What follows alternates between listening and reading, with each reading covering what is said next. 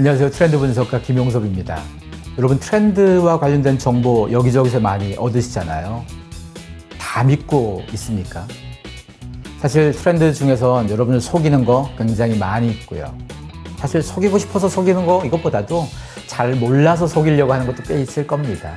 우리가 트렌드를 어떤 관점으로 좀 바라볼 건지 오늘 좀 그 얘기를 드릴 건데요. 아마 여러분 중에선 불황 때 미니스커트가 유행한다 이런 얘기를 다 들어봤을 거예요. 지난 수십 년 동안 한국 사회에서도요, 2, 3년 주기로 언론에 그런 기사들 잔뜩 나옵니다. 불황인데 치마 길이가 짧아졌다, 미니스커트 잘 팔린다, 이런 기사.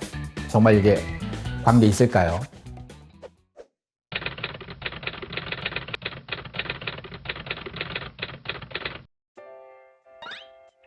(1926년에) 조지 테일러라는 이 연구자가 치마 길이하고 경기 변동이 연관이 있다, 이런 연구를 한 적이 있었어요. 그때부터 수많은 연구자들이 20년대, 30년대, 40년대에 오면서 다양한 이유를 들어요. 어떤 사람들은 불황일 때는 기분이 별로 안 좋을 때니까 기분 전환하려고 짧게 입는다, 이런 사람도 있고, 또 어떤 연구자들은 불황일 때는 뭔가 좀 아껴야 되니까 원단을 좀 적게 쓰기 위해서 짧은 거 입는다, 이런 얘기도 하고, 여러 연구자들이 별의별 이유를 다 갖다 댑니다.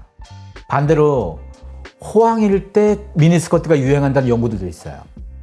실제로 호황일 때도 유행합니다. 이게 뭘 의미하냐? 미니스커트는 호황이든 불황이든 상관없이 계속 유행해요. 대선 때 미니스커트가 유행한다, 이렇게 말 꾸며도 돼요. 왜? 갖다 붙이면 맞거든요. 사실 이런 말 만들어낸 거 굉장히 위험한 거예요. 미니스커트와 경기 변동을 연구한 상당수의 초기의 전문가들이나 초기의 언론인들 다 남자예요. 아저씨들입니다. 아저씨들이 봤을 때 경기도 어렵고 힘드니까 짧은 거 입으면 기분 이거 택도 없는 소리예요. 그리고 원단 값을 아끼려고 짧은 거, 말도 안 되죠. 패션을 전혀 모르는 아저씨들이 지극히 마초적인 관점으로 갖다 붙인 말이에요. 이런 말들을 60년, 70년 지나서 지금까지도 계속 회자되고 있다는 것 자체가 너무 놀랍지 않습니까? 물론 미니스커트 말고도 또 있죠. 립스틱 지수라는 것도 있죠. 경기가 나쁠 때 립스틱 잘 팔린다. 이것도 비슷한 이유예요. 경기가 별로 안 좋고 돈이 별로 없으니까 화장품 다 못 사고 립스틱 하나 사서 화장한 효과를 내겠다. 생얼로 다녀도 자신 있는 사람 이러면 모르겠지만, 이게 돈이 적다고 할 건 아니고 그럼 저가 화장품을 사면 되는 건 거죠. 이것도 그냥 만들어낸 말이에요. 대부분 남자들이 만들어내거나 아니면 립스틱 회사가 만들어낸 말입니다. 불황일 때 립스틱이라도 팔아야 되니까 이런 얘기 꺼낸 거예요. 불황 때 속옷이 잘 팔리는 얘기도 있어요. 속옷이 화려해진다. 이것도 외투는 비싸니까 상대적으로 적은 돈으로 기분 바꿀 수 있는 속옷에 투자하지 않겠나. 속옷뿐입니까? 불황 때 넥타이가 잘 팔린다. 남자들이 양복 덜 사고 넥타이 더 살 거다.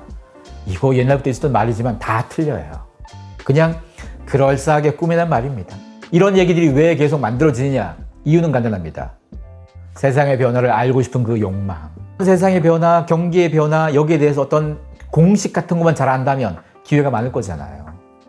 그러다 보니까 이런 얘기가 자꾸 나오긴 하는데 대부분은 틀립니다.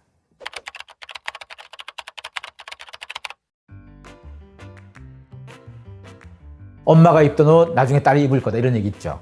이거 반은 맞고 반은 틀립니다. 우리가 입을 수 있는 옷의 경우의 수가 사실은 한정적이에요.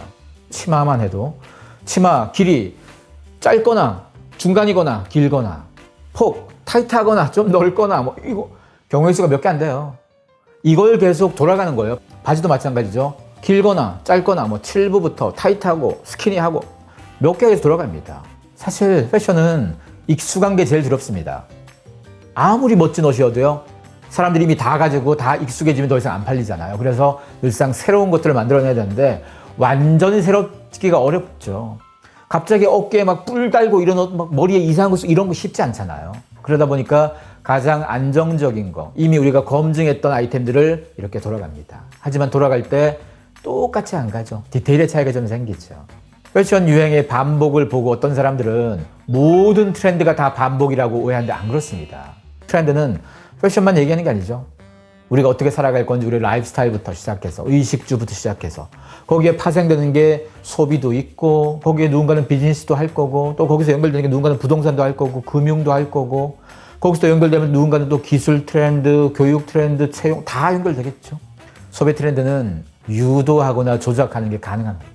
사실 산업 트렌드는 조작 힘들어요. 불가능해요. 근데 소비 트렌드는 가능해요.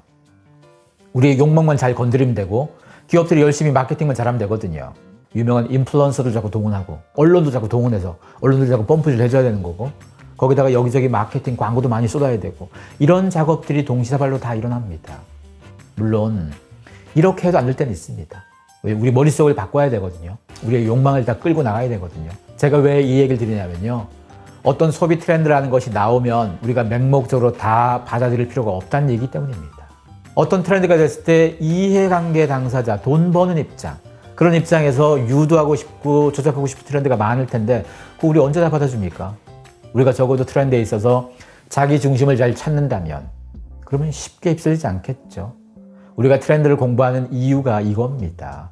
친구들한테 요즘 이거 유행이야 막 떠들려고 공부하는 것도 아니고요. 새로 나온 물건 나올 때마다 사주려고 공부하는 것도 아니고요.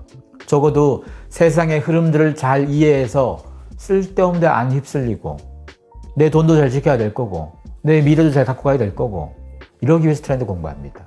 물론 지금 이 내용을 보는 사람들 중에서 기업에 계신 분도 계시겠죠. 그런 분들 입장에서 또 열심히 트렌드 유도, 트렌드 조작해서 소비자들 마음을 끌어들일 애를 또 써야 되겠죠.